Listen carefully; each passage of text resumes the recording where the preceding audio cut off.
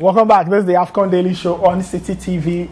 Let's get to Daniel Cranting now. Daniel, you wanted to highlight a few things in that encounter involving Egypt and Morocco in the quarters of the AFCON. Yeah, Susu says the spreadsheet made a mistake. See the way he's smiling. I've never seen him like this. Anyway, moving on. He's just smiling. Moving on.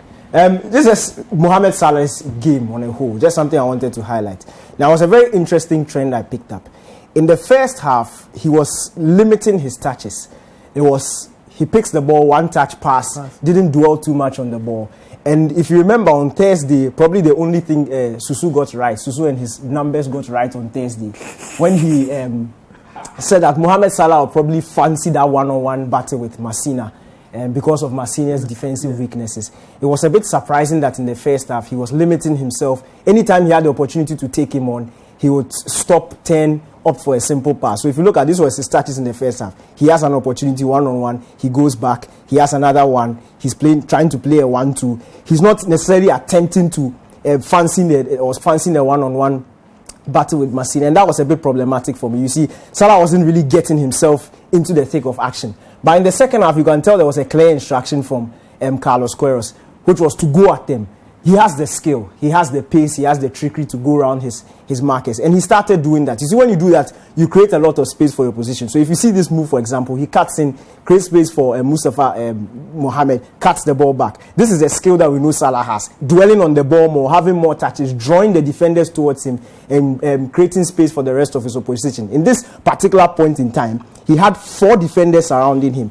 And we'll go back to the goal just to show you the sort of attention he purposely drew to himself. So you have 1, 2, 3 defenders of him. And Aguerd, who is sitting right here, has his eye on Salah. And he's pointing his hand to somebody to take somebody else. That's the sort of star power that you have. When you have that sort of ability, you obviously will cause defenders to be worried of your threat. And this continued. This was from the second half to the end of the game. Salah was taking responsibility, dribbling past players, drawing fouls.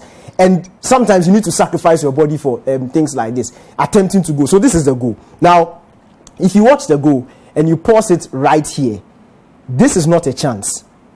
This as it stands should not be a chance. You expect Amrabat to make this run, double team on Salah. You expect this was Hakimi to make this move quickly just to close it down. And this will be a 1, 2, 3 against 2. In fact, against 1 in the box in Trezeguet. But one skill from Salah attracted 3 defenders to him. And that one skill completely took them off. And he created a space. So it was simply down to his skill, his class. You don't teach this in school. You either have it or you don't. And for a head coach to be smart enough to realize the potential and the skill of his player and ask him to use that skill to the best of the team is why you have to salute Carlos Queiroz, because this was all Salah. If you ask me, he picked the ball up, 3 defenders are gone, and this is what interests me most about the goal. The moment he looked up, you'd see him move away. Just here, he has his eye just on the pass, looks up at Trezeguet just to make sure he's making that run, slips the ball, and the ball is in the back of the net. So for me, this was basically all Salah. Right there, he quickly just glanced up after beating 3 defenders with you see it, just there. He looks up at the run for Trezeguet and slips it into him, and the ball is in the back of the net. It's 2-1.